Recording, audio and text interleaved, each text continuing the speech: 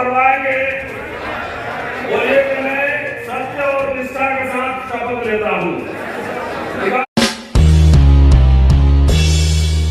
अपनी नौकरी को दांव पर तक लगा दिया है, वैसे प्रोफेसर और कुर्बानी देने वाले मेरे बड़े भाई और मेरे पुत्र प्रोफेसर रतनलाल जी को मैं आमंत्रित करता हूँ इस मंच पे, और उनके प्रबुद्ध ज्ञान से आप लोग सीखेंगे। आपको जानकारी होनी चाहिए कि उन्होंने कई SC/ST OBC के बच्चों को विदेश भेजा है, लेकिन यही कुर्बानी देने के कारण इनको इस देश की सरकार विदेश नहीं जाने दे रही है, इनका वीजा बनने नहीं दे रहा है। और ऐसे कुर्बानी देने वाले बड़े भाई के लिए फिर से एक बार जोरदार तालियां। भाई लोग यहाँ से थोड़ा साइड हट जाओ, आज मोदी जी के स्टाइल में भाषण देने वाला। मैडम जी तो पीछे जितने लोग हैं सबको दिखना चाहिए। मैं आज मोदी जी के स्टाइल में भाषण दूंगा। अच्छा और साइड हट जाओ, बैठ जाओ। बोलते ना राक्षस की जान कहाँ है, बोलते में भानु प्रताप जी ने बढ़िया से सुना दिया। मुझे जो बोलना था उन्होंने कह दिया, रिपीट नहीं करूंगा, लेकिन ईवीएम का विरोध करते रहना, नो ईवीएम। तो मोदी जी का स्टाइल में बोलने वाला हूँ। भाइयों बहनों सुनेंगे नहीं, 2 करोड़ रोजगार मिला क्या? जोर से बोलिए, 2 करोड़ रोजगार मिला क्या? हाथ उठाइएगा। 15 लाख रुपए आए क्या? मोदी जी पिछड़ा है ना ओबीसी, पिछड़े वर्ग के लिए कोई कमीशन बनाया क्या? पिछड़े वर्ग के लिए प्रमोशन में आरक्षण किया क्या? पेट्रोल सस्ता हुआ क्या? आपको रोजगार मिले क्या? बच्चों को शिक्षा मिला क्या? सब नहीं है। काला धन वापस आया क्या? स्मार्ट सिटी बना क्या? तो सब कुछ बना ही नहीं, कुछ हुआ ही नहीं, तो बीजेपी को वोट क्यों देता? जब कुछ हुआ ही नहीं, कभी मैंने कहा था दुगनी वाला भाषण तो कड़ा वाला दो, कल ये बता कल भी मैंने कहा था कि जब ये बीजेपी की सरकार सीधा सारे मुद्दे पॉलिटिकल, निजी क्षेत्र में आरक्षण मिला क्या? जाति जनगणना हुआ क्या? तो नहीं हुआ तो जात के नाम पे वोट क्यों देते? आप खड़े हो जाइए, आज शपथ दिलवाऊंगा, क्योंकि हम लोग का टाइम बहुत खराब रहा है। अभी 4 घंटा से इधर बैठे हुए, 4 घंटा में किताब भी छपना है, किताब पे काम करना होता था, इधर पीढ़ी का भाषण देने नहीं आता। पहले कमिटमेंट लूंगा, या आप कमिटेड है कि नहीं? आपके सारे समस्या की जड़ ये बीजेपी सरकार, बीजेपी सरकार। तो खड़ा हो जाए, पहले शपथ मैं भी लूंगा, खड़े हो जाए। अब पूरा देश के मीडिया में जाना चाहिए, जोर जोर से बोलना है, खड़े हो जाए।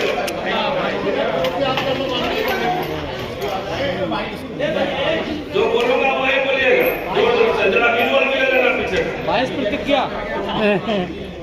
अभी आपके बच्चों को निकाला यूनिवर्सिटी से, नौकरी जा रहा और अभी भी कंफ्यूजन में। अब बोलिए, मेरे घर का, मेरे जात का, मेरा रिश्तेदार, कोई भी अगर बीजेपी के साथ चुनाव लड़ेगा, बीजेपी का उम्मीदवार बनेगा, उसको हम लोग हरवाएंगे, उसको वोट नहीं देंगे,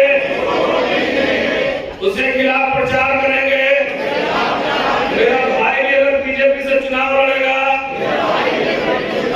उसके खिलाफ प्रचार करेंगे, उसको हरवाएंगे। बोलिए कि मैं सत्य और निष्ठा के साथ शपथ लेता हूँ। दिखाओ है, दिखाओ, हजारों लोगों ने शपथ लिया है, बीजेपी को हरवाएंगे।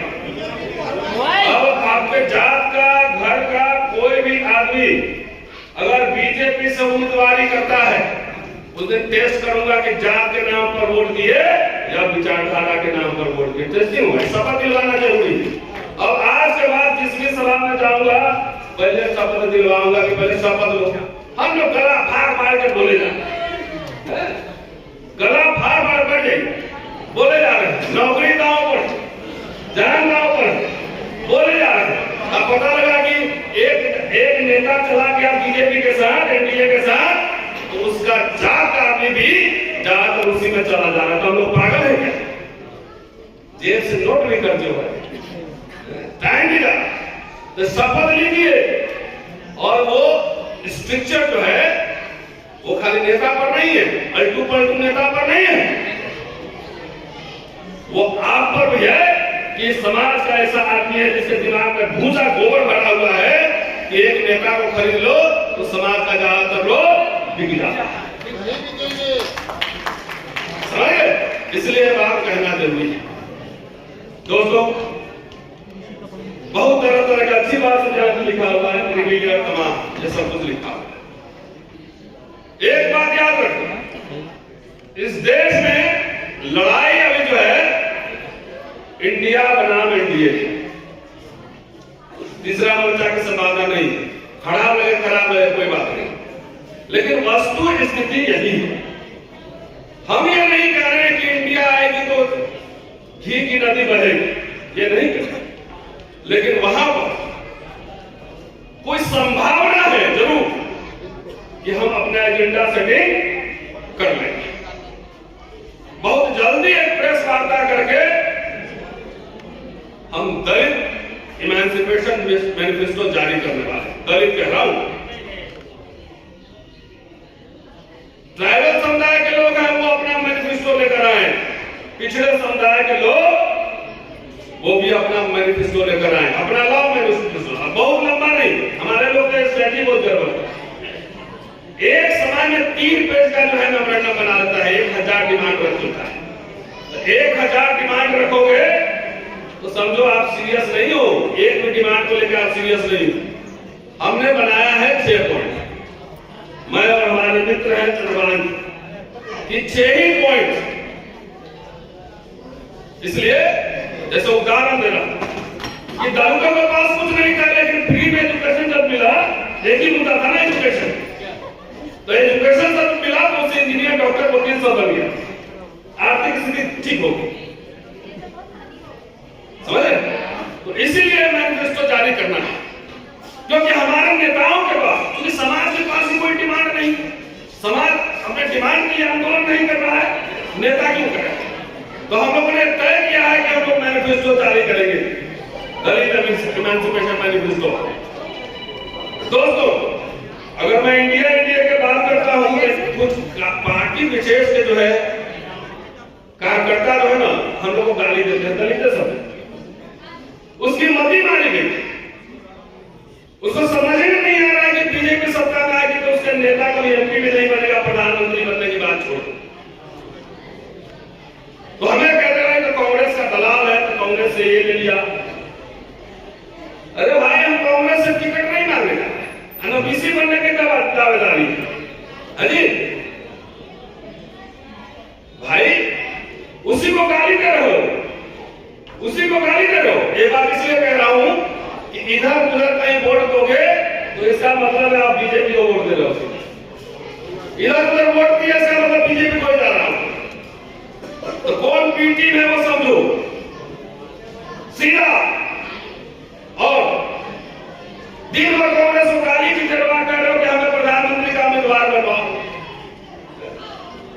उसी को कह रहे हो। अरे 50-60 एमपी जीत के लाभ बार्गेनिंग कर लेना कि पीएम बनोगे कि क्या बनोगे। और हम तो बीजेपी आरएसएस के खिलाफ चुनौती मैदान में है। जो आरएसएस के समर्थन से और बीजेपी के समर्थन से जो सरकार बना चुका हो, अगर वो दलित मुक्ति की बात करे तो समझना कहीं ना कहीं प्रॉब्लम है। सावधान सावधान। चूंकि लोगों ने मैनिफेस्टो जारी नहीं किया, एजेंडा नहीं सेटिंग किया, हमारे जैसे लोगों को आगे आगे करना पड़ रहा है। आपसे ना वोट मांगने जा रहा हूं अपने लिए, ना टिकट मांगने जा रहा हूं, ना चंदा मांगने जा रहा हूं। भानु प्रताप जी ने जो कहा वो ईवीएम आधुनिक मनुस्मृति है। और ऐसा मनुस्मृति है कि ये मत समझिएगा कि खाली शूद्र अतिशूद्र को चापेगा। ये ऐसा मनुस्मृति है कि 3% लोगों को छोड़कर, मोदी और शाह के जो समर्थन में नहीं उनको छोड़कर, पंडित जी भी बोलते उसको भी चापेगा, कास्ट होगा उसको भी चापेगा, भूमिहार होगा उनको भी चापेगा, छोड़ेगा किसी को नहीं। तो इसलिए इसको मनुस्मृति कहते हैं। जो उसे डिसाइड करेगा किसी को नहीं छोड़ेगा। तो साथियों, ये कि कल भी मैंने कहा था कि पॉलिटिकल इशू है, अपना वोट बर्बाद मत करना। वोट जात के नाम पर इमोशन से वोट मत देना। मुझे पता है कि जब युद्ध होता है तो कोई बड़ा शत्रु अगर सामने खड़ा है तो उसको हराने के लिए छोटे शत्रु से हाथ मिलाते, समझौता करते हैं। इतनी सी बात नहीं समझ आ रही क्या? इस देश का अभी बोल के क्या लक्ष्मण कहां चला गया? 85% कहां दिख रहा है भाई? जात जात की पार्टी बनाए हो, 2 आदमी मिलकर 3 पार्टी बनाता है, एक अकेले और दोनों मिल के। हमारे देखो ना, काशीराम जी ने बांध से बनाया था, क्या हाल हो गया बांध से का? दलित पैंथर का क्या हाल हो गया? इसलिए कल मैंने कहा था कि समाजवादियों और अम्बेडकरवादियों के कंधे पर चढ़ के हिंदू राष्ट्र आएगा। जितने समाजवादी थे या तो इंडी के पार्ट हुए या बीजेपी में मिल गए। जॉर्ज फर्नांडिस, रामविलास पासवान, शरद यादव, सब लोग लंबे समय तक उन्हीं के कंधे पर चढ़ के आया। उत्तर प्रदेश में बीजेपी के समर्थन में सरकार बनी, 58 दलित पैंथर वो बीजेपी में है। और सड़क पर कौन लड़ रहा है? इन नेताओं को जो आपके वोट से सीएम और पीएम बनने का ख्वाब देख रहा है, वो सड़क पर नहीं है। और हम लोग क्लास लेने के बाद, नौकरी करने के बाद, लिखने पढ़ने के बाद सड़क पर आपके बीच। क्यों? मुझे तो नौकरी अभी 13 साल बाकी है, मेरी तनख्वाह भी मोटी मिलती है और बंगला भी है मेरे पास। क्या जरूरत है रिस्क लेने की? अभी अमेरिका से बुलावा है बाबा साहब में भाषण देने के लिए। प्रिंसिपल को हमने अभी लिखा है एनओसी दे दो, वो एनओसी ऐसा देगा कि वीजा ही नहीं मिले। समझेगा लीला? तो ये समझो, वोट बर्बाद नहीं करना, नंबर 1। नंबर 2, हमारे लोग के बीच में लड़ाना बहुत आसान होता है। 27% रिजर्वेशन पूरा हुआ क्या है? इसी में ये उसका खा गया, वो उसका खा गया, ये कर दो, बी कर दो, सी कर दो, डी कर दो, लड़ जा रहे हैं कि जाटव खा गए, यादव खा गए, कुर्मी खा गए। 10% जो आरक्षण मिला है उसमें वर्गीकरण का मांग किसी ने सुना है? कभी सुना है? तो हमारा समाजी भूखा दंगा है कि आपस में मिला होता है। अरे रिजर्वेशन को केक थोड़ी, प्रोफेसर बनने के लिए एमए पास करना पड़ेगा, पीएचडी करना पड़ेगा, नेट करना पड़ेगा, तब आप बनेंगे। ये थोड़ी कि जात के हिसाब से आपको वहां रिप्रेजेंटेशन होगा। ये तो कंपटीशन है। तैयार करो, पढ़ो, तो भिड़ाता है और कान में जाएगा। ये आरएसएस का प्रचार मैं तो बता रहा हूं, ये आपकी आंख खोलने के लिए इलेक्शन के समय बोलेगा कि मुसलमान लोग चला जाएगा पाकिस्तान, जिन नवाब साहब के हवेली तुम्ही को मिल जाएगा और उनका जो जमींदारी जमीन है वो भी तुम्ही को मिलने वाला है। हमारा दलित भाई लोग जो है ना, रात में गुदगुदी लगता है कि नवाब साहब जा रहे हैं, हवेली में रहेंगे, बिरयानी खाएंगे, तो खुद भी हिंदू बन जाता है। समझ गए? ये मुझे पता है, होता है, वोट देता है। अति पिछड़ा लोग, पिछड़ा अति पिछड़ा में लड़वाएगा। अगर एक गांव में एक दलित जो है एक दरगाह बन गया तो जाके दूसरे 4 दलित जो गरीब है वहां पर उसको कान में फूकेगा कि तुमको आरक्षण से क्या मतलब है? देखो उसके घर में तो 2 दरगाह बना हुआ है, कान में फूकता है मंत्र कि 2 दरगाह से घर में तुम क्या मतलब है? ऐसे भड़काता है। हमारे लोग भड़कते हैं, तो भड़कना नहीं। आरक्षण के खिलाफ जिस तरह से मुहिम चलता है, इसलिए मैं कह रहा हूं एक बात, और ये सारे मिडिल क्लास लोगों को कह रहा हूं, ये जो विस्फोट कैंपेन है इसका कल पुष्टि करना, उसको कैसे आप काटोगे? उसका तरीका ये है कि पे बैक टू द सोसाइटी करना सीखो। नहीं तो आपके बच्चों को भी कुछ वैसे भी आरक्षण खत्म हो रहा है, सबको खेत में भेजने की तैयारी चल रही है।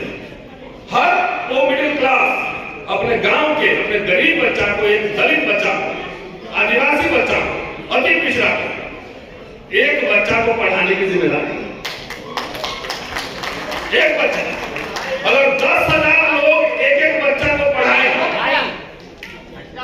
10,000 लोग एक एक बच्चा को पढ़ाएंगे तो 10,000 बच्चे पढ़ेंगे।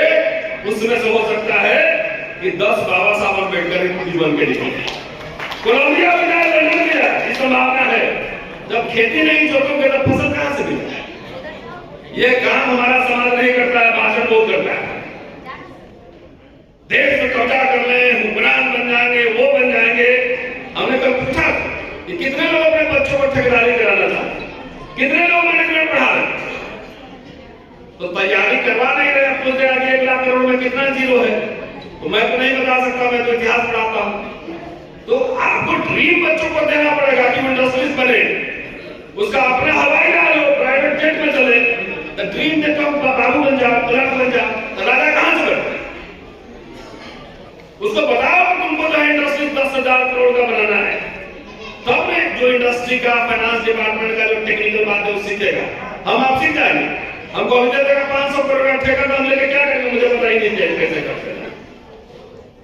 तो ये गंभीरता से कह रहा हूं कि इसका जो बीजेपी आरएसएस का कैंपेन चलता है भाई से भाई को लड़ाने का, उसका कारण यही है कि जो साथी भी सुन रहे हैं, सब एक बच्चा को अंग्रेजी मीडियम में पढ़ाने का जिम्मेदारी लो। 2 से 3 हजार रुपया खर्चा महीना का होगा। इससे कोई उतना बचा के तुम लाल किला नहीं बनाओगे लाल किला। और मैं कह रहा हूं तो मेरे इतिहास के बारे में पता भी कर लेना। एक ओबीसी बच्चा लंदन पढ़ाया गया, 25 लाख रुपए दिए गए उसको। एक बच्चा जर्मनी में पढ़ा, एक बच्ची अभी कलकत्ता में पढ़ रही है। तीनों मिला के 45 लाख रुपए खर्च दिया गया पढ़ाने का कुल। अब पूछे आप पैसा कहां से लाए? ईडी वाला पकड़ेगा? बोले आप ही लोग से मांगे, आज सीधे उसके अकाउंट में घुसवा दिए। याद है ना, जिन लोगों ने दिया होगा सीधे उनका अकाउंट में डालो इसमें। अब ये ऐसा नहीं है कि आप लोगों ने चंदा नहीं दिया, लेकिन बहुत लोगों ने चंदा दिया, उसका चंदा मट्टी हो गया। वो खाली 2-2 घंटा का भाषण मिला। भाषण ही शासन है, इसमें हमारे लोग बहुत एक्सपर्ट हैं। 3-3 घंटा भाषण दिला दो, लेकिन university, school, college, English education, ये क्या मायने हैं, इसमें चर्चा नहीं है। अभी भाई साहब इंजीनियर साहब बैठे हुए, अमेरिका में इंजीनियर थे, सवर्ण समुदाय के हैं, बिहार से आए हैं, कल शामिल होने ईवीएम के आंदोलन में। तो मिला जुला के जो कहना है, जो शत्रु हमारा सामने है उससे तो जंग जारी रहे, लेकिन हम लोग भी अपनी सामाजिक जिम्मेदारी को निभाएं। सरस्वती शिशु मंदिर में आरएसएस अपना नेता पैदा करता है। हमारा नेता जो है सोचता है कि खाली कैडर में पैदा हो जाएगा, रिटायरमेंट के बाद आता है नेता बनने। जब ऊर्जा नहीं रहेगी, पढ़े लिखे लोग, आपको अंग्रेजी बोलने वाले लोग संसद में, विधानसभा में नहीं जाएंगे, तो बहस क्या करेंगे? ठेंगा। 10,000 लोग ऐसे पैदा करो। क्यों लक्ष्मण झाड़ बोलेगा, रतनलाल बोलेगा? हर यूनिवर्सिटी से, हर शहर से, गली गली, गांव गांव से ऐसे बहादुर लोग पैदा करिए, तब जाके आपकी मुक्ति होगी। नहीं तो इतिहास के छात्र होने के नाते मैं दावे के साथ कह रहा हूं, इतिहास पढ़ता हूं ना, जितना पीछे देखता हूं ना, उतना ही आगे भी देखता हूं कि आगे क्या होने वाला। तो कम से कम आपकी गुलामी निश्चित है। बात ये मत कहना कि हमने जताया नहीं, समझाया नहीं।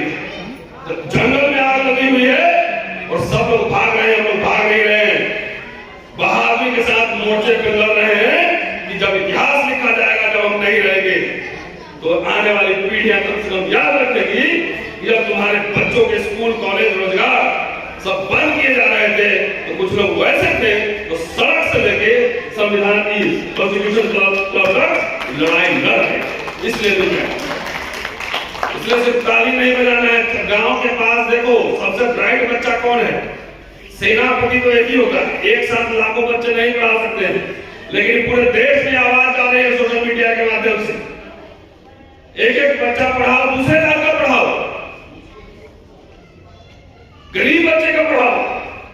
अगर ये नहीं करेंगे तो आरएसएस बीजेपी कामयाब हो जाएगा ये कहने के लिए उसका बेटा तो आईएएस बन गया, तुम्हारा बेटा तो जूता ही सी रहा है, तुम्हारा क्या मतलब है? ये उस पर कैंपेन उनका चल रहा है। इसी के लिए हमारे लोगों के आपस के बीच भी तनाव, लड़ाई, झगड़ा चल रहा है, क्योंकि काउंटर आइडियोलॉजी हमने दिया। काफी याद करिए, तो जो शपथ याद रहेगा। ठीक है, सब लोग चुनाव प्रचार में मूड में आइए और आरएसएस बीजेपी के खिलाफ जो है चुनाव प्रचार अभियान चलाइए, नहीं तो राम राज की घोषणा मोदी जी कर चुके हैं। पिछड़ों के कंधों पे चढ़ के ही और कुछ दलितों के कंधों पे चढ़ के ही वो हिंदू राष्ट्र आने वाला है। अपने कुल्हाड़ी से अपना पांव मत काटिए। शुक्रिया, जय हिंद।